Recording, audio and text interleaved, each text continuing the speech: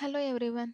Today I am going to show our decentralized over-the-counter trading platform program, simply called DOTC, built on Solana blockchain using Rust and Anchor framework.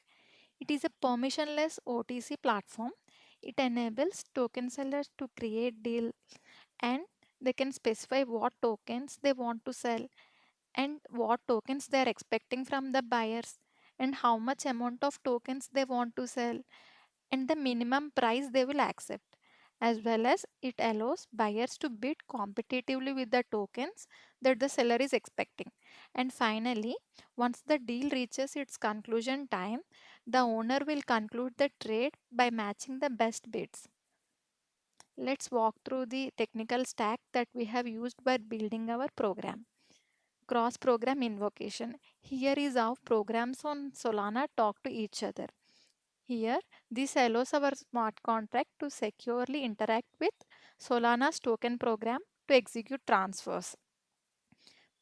And coming to program derived addresses, we have used PDAs to create deterministic secure account addresses for our deals and bids without requiring private keys. And coming to associated token accounts, this provides automatic token account management. It also eliminates the need to manually create token accounts, and we can automatically derive these addresses using wallet address and token mint. And coming to token program, this token program is a Solana's native program for handling all token operations like token creation, minting, burning, transfers, etc. Here we have used this for creating and minting and transferring the tokens. Coming to SPL token, these are the standard way to create and manage tokens on Solana, kind of like how ERC20 works on Ethereum. So here it let us create custom tokens like USDC on our platform. Here is our program overview. At the first step, seller will create a deal. Here let's say he want to sell 10k SOL. So at the time of deal creation, this 10k SOL will be locked in his deal escrow account. And later on, multiple buyers will submit bids with their own prices and quantities. Here let's say seller is expecting USDC as output token. So coming to bidder 1, he want to buy 2k SOL. So he need to deposit 2k multiplied with min price per unit 1, 2k USDC in his respective escrow account. And coming to bidder 2, he wants 3k SOL with 1 SOL per 2 USDC. So he need to deposit 3k multiplied with 2, 6k USDC in his respective escrow account. And coming to bidder 3, he wants 4k SOL with 1 SOL per 1 USDC. So he need to deposit 4k USDC in his escrow account. So once deal reaches its conclusion time, deal owner will conclude the deal. So at the time of deal conclusion, it automatically runs one optimization algorithm and it selects the best bids based on its price and quantity in such a way that seller will get the maximum profit. So after few bits got selected, transfer logic will be executed for that bits. So at the first step, seller tokens will be transferred from deal escrow accounts to selected bidders accounts. And at the second step, output tokens will be transferred from selected bidders escrow accounts to owner's account. And for the bits that haven't got selected, refund logic will be executed. So at this step, USDC will be transferred from their escrow accounts to their token accounts. So this is about our program overview. Let me walk through our code. Here is our program and these are the instructions available in our program. So coming to the first instruction, initialize deal counter. It will initialize as a counter variable. So every time when seller will create a deal, this counter variable got incremented by 1 and this will act as unique deal ID for every individual deals. So coming to the next instruction, initialize bid counter. It also initializes a counter variable. So every time when buyer submits a new bid, This counter variable got incremented, and this will act as unique bid ID for every individual bids. So coming to the third instruction, create deal. So whenever seller will create a deal, he need to mention sale token symbol, sale token decimals, and what is the output token he is expecting, and what is the output token decimals, and how much quantity he want to sell, and what is the minimum price he will allow, and what is the expiration and conclusion time for this particular deal. So once he gave all these fields, it will initialize all these fields for the deal account, and later it will transfer seller tokens from seller's tokens account to deal escrow account. So this is about our create deal instruction. So coming to the next instruction, submit bid. So whenever buyer want to submit bid, he need to mention bid price per unit and how much quantity he want to buy. So once he gave these fields, we'll do basic validations whether buyers have enough funds or not. So once these validations got passed, transfers will be done from buyer's token account to bid account. As I mentioned earlier, at the time of bid submission, buyer tokens are also got locked to their respective escrow accounts. So this is about submit bid instruction. Coming to the last instruction, conclude deal. So after the deal reaches its conclusion time, seller will call conclude deal instruction. So at this instruction, it automatically fetches all the bits for this respective deal, and it will run one optimization algorithm which selects some bits in such a way that seller will got the maximum profit. So once it will select some bits, so for every bid in this selected result, it will execute transfers. So here tokens, seller tokens will be transferred from deal escrow account to buyer's account, as well as output tokens will be transferred from bid escrow account to seller's account. So for the bids which haven't got selected, execute bid refund logic will be executed, and here buyer's tokens will be refunded to their particular accounts. Here if you see, buyer tokens will be transferred from their bid escrow account to buyer's account. So this is about the conclude deal instruction. So here this is our program overview. Let me run Solana validator locally.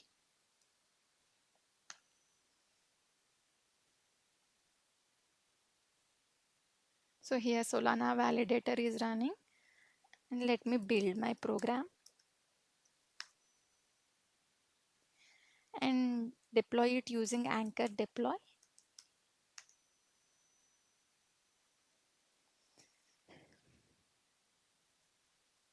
If you see here, my program got deployed successfully and it returned program ID and its signature. Now let me show you the platform in action. I'll walk through a complete trading scenario from deal creation to final settlement. So here is my client, and here I have created one seller and three bidders and funded them with SOL for transaction fees. And these are the different methods I have written in order to interact with our program. And coming to the first step, here I have initialized the client, and later on I have initialized the deal counter and bid counter. As I have mentioned earlier, these are the global counters that ensures that each deal and bid gets a unique ID across this entire platform. Later on, I'm creating test tokens. Here I'm considering USDT as the tokens being sold and USDC as the payment tokens. So here I have funded 1 million USDT to seller's account and 0.7 million USDC to three bidders accounts. And at the next step, I have created a deal. So here when we look at the details, here you want to sell 1 million USDT with minimum price 1 USDC per 1 USDT, and here mentioned expiration and conclusion times. So later I have fetched the deal before conclusion and I have submitted 3 bids. So first bidder wants 0.2 million USDT with 1 USDT per 1 USDC, and later bidder 2 wants 0.3 million USDT with 1 USDT per 2 USDC. And coming to the bidder 3, he wants 0.4 million USDT with 1 USDT per 1 USDC. So later on I have fetched all these bids and I have logged the balances before the deal conclusion, and later on I have concluded the deal here, and later I have fetched the deal after conclusion and I have logged the balances of every bidder and seller after concluding the deal. So let me run this script. Here I am running Solana validator locally, and if you run this script,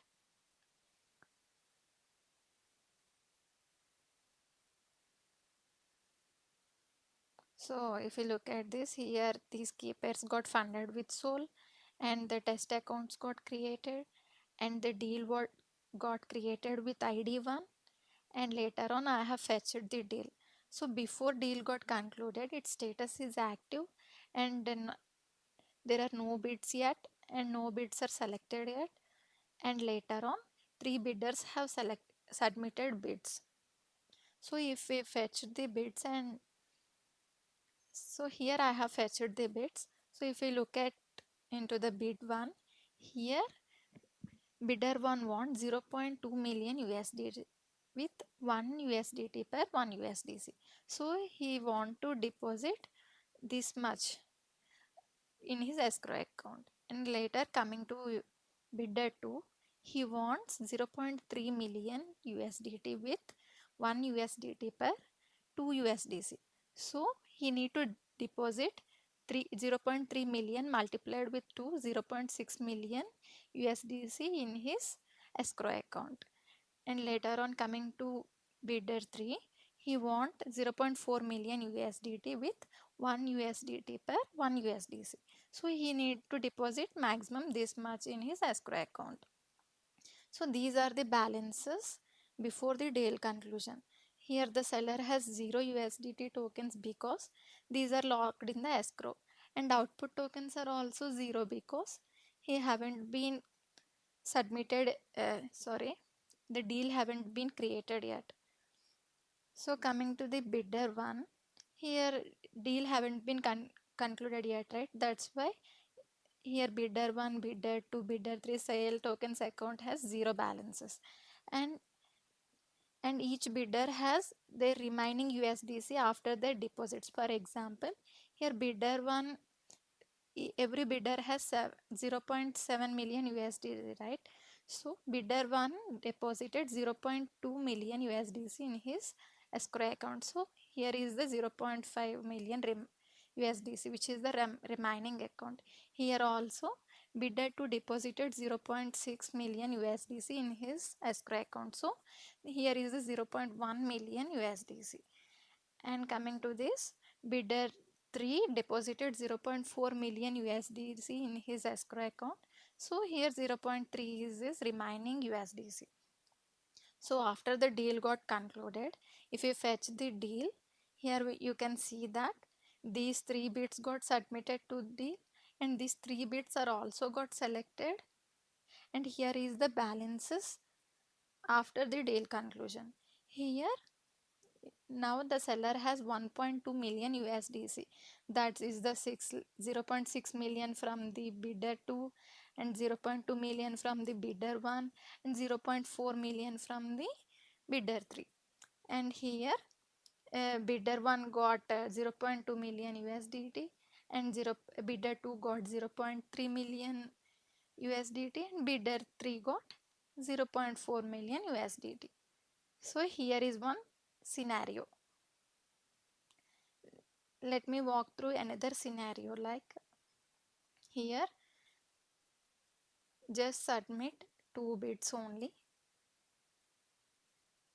Here bidder 2 is wants entire USDT, like 1 million. He want 1 million with 1 USDT per 2 USDC. And here I'll fund bidder account with 20 million USDT.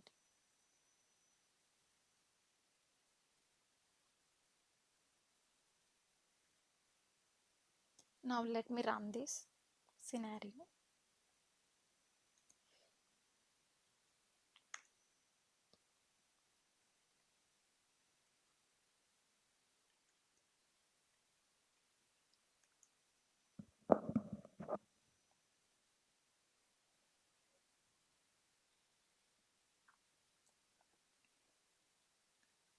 If we run this scenario,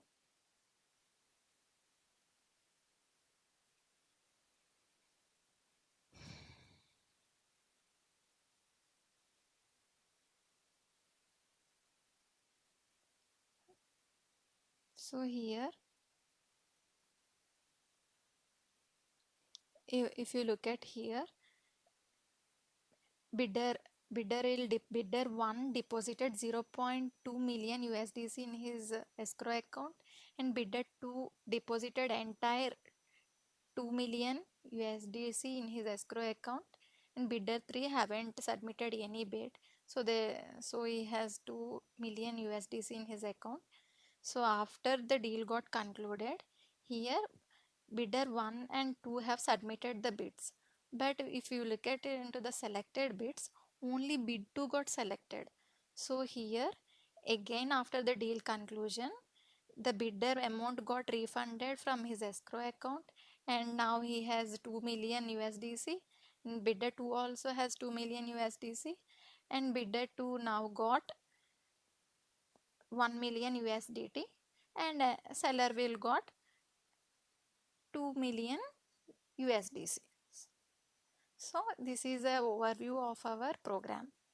Here in the demo script in client, I have covered few scenarios. Let me show my tests. Here almost I have covered all the scenarios. So here is my initial test setup, and I have created keys pairs as usual, as well as I have funded those accounts with Sol for transaction fees.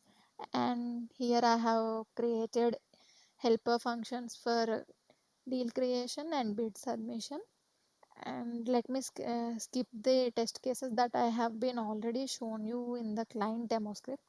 So these are also cases I have already covered in the script,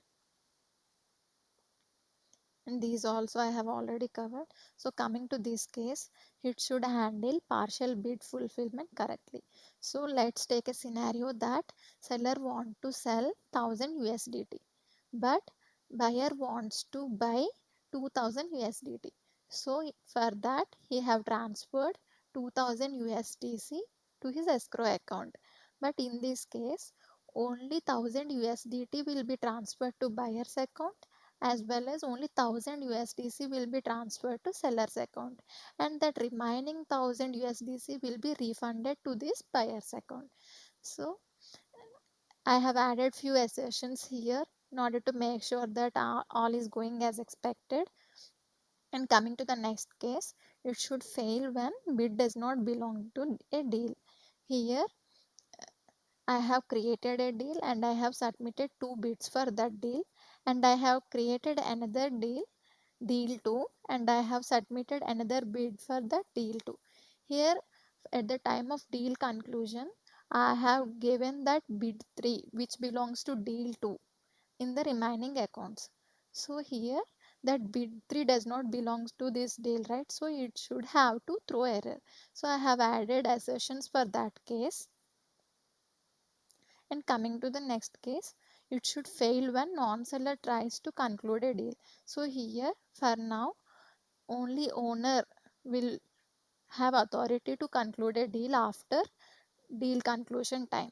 So here if a non-seller tries to conclude a deal, it should have to throw error. Coming to the next case, it should not allow concluding an already concluded deal. So, for example, a deal already got concluded. If again the seller tries to conclude the deal, it should have to throw error. So, I have added assertions for that case as well. And later on, coming to the last case, it should handle zero quantity bids gracefully. For example, if a bidder creates a bid with zero quantity, it is meaningless, right? So in that cases, we need to throw error like it should not allow zero quantity bids. So these are the test cases. So let me run my tests.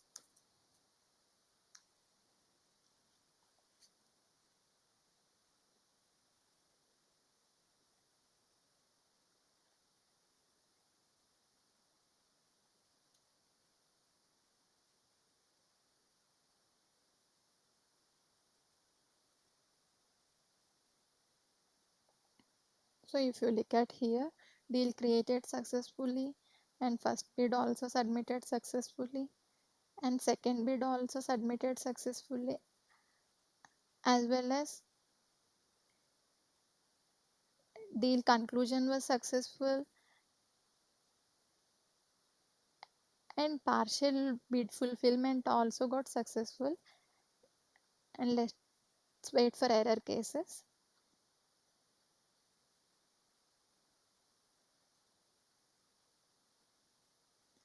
So if you look at here, all the test cases are executing as expected.